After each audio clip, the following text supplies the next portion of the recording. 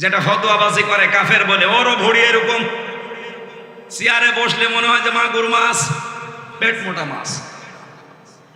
আর আপনি এখন আমারে কাফের বানিয়ে দিলেন। আমি নাই কাফের হলাম, আপনি কি?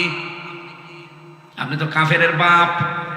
কাফের বলবো সারে তারে আমার এবছর দিয়ে আরম্ভ করলেন, আগামী বছর মনে হয় হাফিজরে দিয়ে আরম্ভ হবে, কারণ অত ফতোয়ার ঝড়ি নিয়ে বসে আছে। আজ হাজারো পীর এই দেশে, 48,000-এর উপরে পীর। আমি তো যতটুকু খোঁজ রাখি, পৃথিবীতে এমনও দেশ আছে যে 48,000 মানুষও নেই, অথচ পীর এই দেশে 48,000। এত পীর, একটা কেউ রাজপথে পাওয়া যায় না, জমিনে পাওয়া যায় না।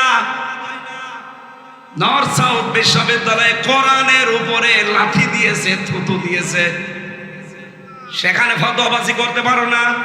48,000 পীর যদি একবারে রাজপথে নেমে বলে এর বিচার না হলে কেউ দরবারে ফেরত যাব না, বিচার কালকে হবে।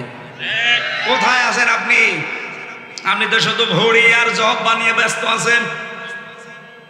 আপনি বলেন তো বাংলাদেশের একটা পীরকে দেখান যার ভড়ি বড় না, দেখান।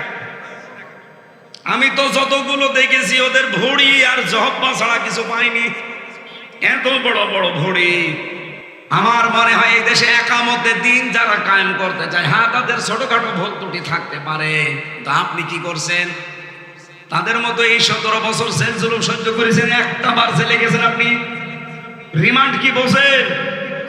11 ঘন্টা আমার টাঙিয়ে রেখেছিল উল্টো কইলে, মাথায় দড়ি দিয়ে। আপনারা কয় ঘন্টা টাঙিয়েছে? বলো রসুলের মর্যাদা রাখে না। রসুলের মর্যাদা ঠিক রাখতে গিয়েই তো 3 বছর জেল কাটলাম।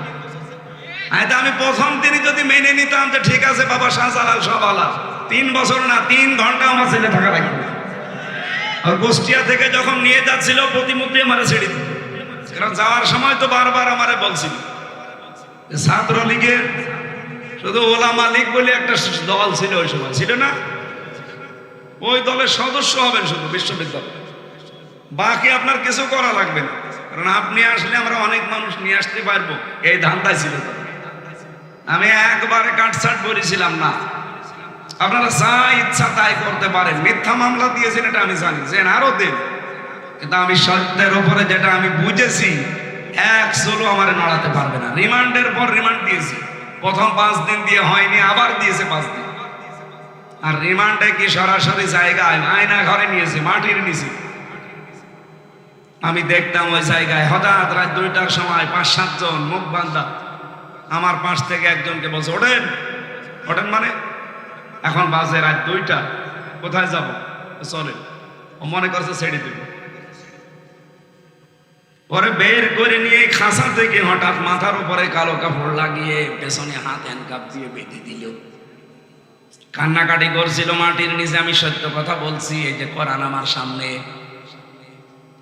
আমারে বলছে হামসা ভাই গেলাম, এরা যে কি করবে আমার বোঝা হয়ে গেছে।